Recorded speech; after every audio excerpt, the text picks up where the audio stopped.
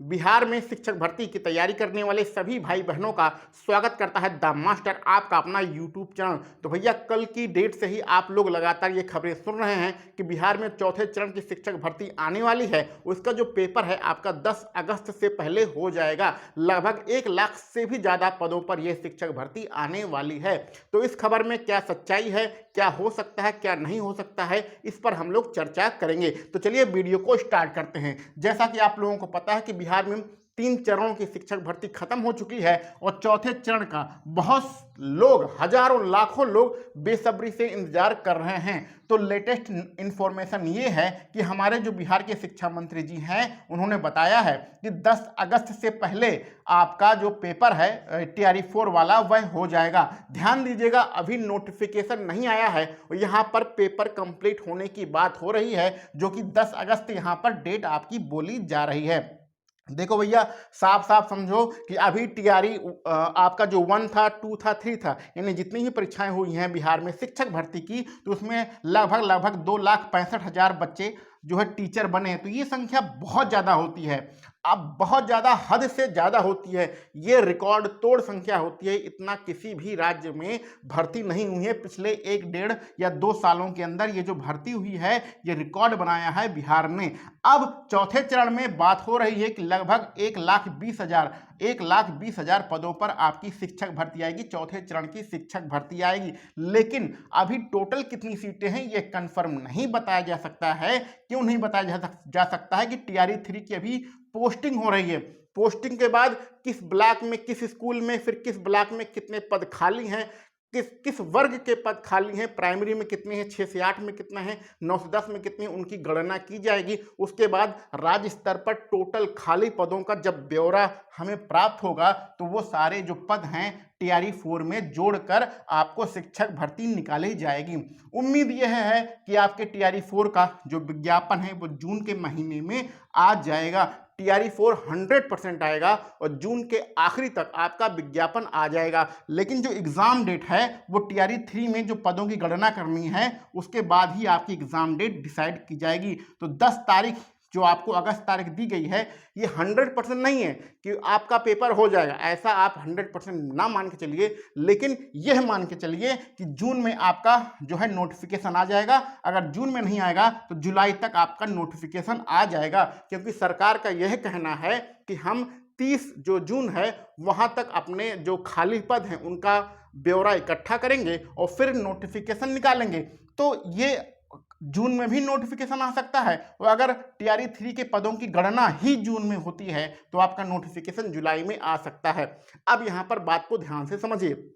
देखो, करना क्या है सरकार को, अगर सरकार चाह लेगी तो सारे काम अपने आप कर सकते हैं। जैसे कि टीआरई 2.0 में आपने देखा होगा कि प्राइमरी के पद ही नहीं थे लेकिन विज्ञापन आ गया था और विज्ञापन आने के 1 सप्ताह बाद उसमें पदों की संख्या नहीं, जो प्राइमरी के पद हैं उसका अलग से विज्ञापन आया। प्राइमरी यानी 1 से 5 के लिए अलग से विज्ञापन आया था। इसी प्रकार 9 से 10 में और 11 से 12 में सीटों की संख्या बढ़ा दी गई थी। लगभग 50,000 पद आपके बढ़ाए गए थे 9 से 10 और 11 से 12 में। तो सरकार के हाथ में है, सरकार चाहे तो अभी 2-4 दिन में विज्ञापन निकाल सकती है और फिर बाद में जब ये टीआरई 3 की गणना हो जाए, जितने पद खाली हैं टोटल पूरे प्रदेश में जितने पद खाली हैं उनकी गणना हो जाए ब्लॉक स्तर पे और फिर उसमें पदों की संख्या बढ़ा सकती है। तो सरकार कभी भी कुछ भी कर सकती है, कोई बहुत ज़्यादा बड़ी बात नहीं है कि ये जो बार बार यहाँ पर बताया जा रहा है टीआरई 3 में जब पोस्टिंग हो जाएगी, पोस्टिंग के बाद किस स्कूल में कितने पद खाली हैं उसका पूरा ब्यौरा हम निकालेंगे, फिर विज्ञापन निकालेंगे। तो ये सिर्फ कहने की बातें होती हैं। सरकार अभी भी विज्ञापन निकाल सकती है और विज्ञापन निकालने के बाद में पदों की संख्या को घटाया अथवा बढ़ाया जा सकता है। सरकार कुछ भी कर सकती है। लेकिन इतना मान के चलिए कि आपकी आचार संहिता जो कि आपकी लगभग सितंबर या अक्टूबर में लगने वाली है उससे पहले आपकी परीक्षा हो जाएगी। और हाँ, कुछ लोग परेशान हैं कि आचार संहिता का भर्ती पर असर पड़ता है। भैया आचार संहिता का भर्ती पर कोई असर नहीं पड़ता है। अगर आपने सारी डिटेल पहले से ही दे दी है कि हम इस तारीख को एग्जाम कराएंगे, इस तारीख को रिजल्ट देंगे, तो उसका आचार संहिता पर कोई फर्क नहीं पड़ता है, बशर्ते आपको चुनाव आयोग से परमिशन लेनी पड़ती है एग्जाम कराने के लिए और अपना रिजल्ट निकालने के लिए। इसी प्रकार यूपी टेट 2022 में हो चुका है। वहां पर यूपी टेट की जो परीक्षा हुई थी वो आचार संहिता लगने के दौरान ही हुई थी। चुनाव आयोग से परमिशन लेना पड़ता है। तो अगर आपने नोटिफिकेशन पहले निकाल दिया है, अपना पूरा डिटेल निकाल दिया कि इस तारीख को हम परीक्षा कराएंगे, इस तारीख को अपना रिजल्ट डिसाइड करेंगे और इस तारीख को हम अपनी सारी प्रक्रिया पूरी करेंगे, तो आपको चुनाव आयोग से परमिशन लेकर सारे काम कर सकते हैं। तो यहाँ पर जो आचार संहिता है उसका कोई फर्क नहीं पड़ेगा। लेकिन 100 बातों की एक बात है कि आप लोग TRE 4 की तैयारी करते रहिए। ये जो पद लिखे गए हैं, लगभग इतने पदों पर आपका विज्ञापन आ सकता है। और इससे पहले TRE 4 से पहले आपका जुलाई में एस्टेट का भी नोटिफिकेशन आने के, जून में ही इसका नोटिफिकेशन आ जाएगा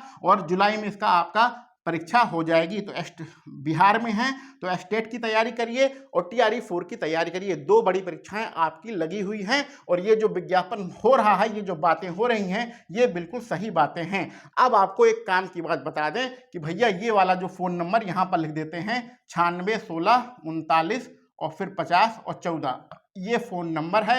ये फ़ोन नंबर क्या व्हाट्सएप नंबर है। इस व्हाट्सएप नंबर पर आप मैसेज करिएगा। आपको फ़ायदा क्या मिलेगा?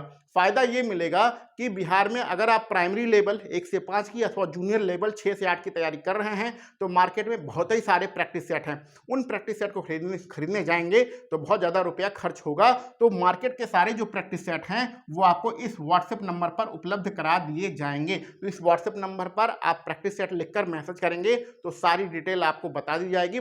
मार्केट में ज़्यादा रुपया खर्च करने की कोई आवश्यकता नहीं है। सारे प्रैक्टिस सेट आपको उपलब्ध करा दिए जाएंगे और TRE 4 की आप सभी लोग तैयारी करिए। आपका पेपर अगस्त के महीने में हो जाएगा। अगर अगस्त में नहीं होगा तो सितंबर में होगा। कुछ डेट आगे पीछे हो सकती है लेकिन इसकी तैयारी 100% चल रही है और बिहार सरकार चुनाव से पहले ये पूरा कार्यक्रम खत्म ही करके रहेगी। तो इसी के साथ आप सभी लोगों को बहुत बहुत शुभकामनाएं TRE 4 के लिए। मिलते हैं अगले वीडियो लेक्चर में।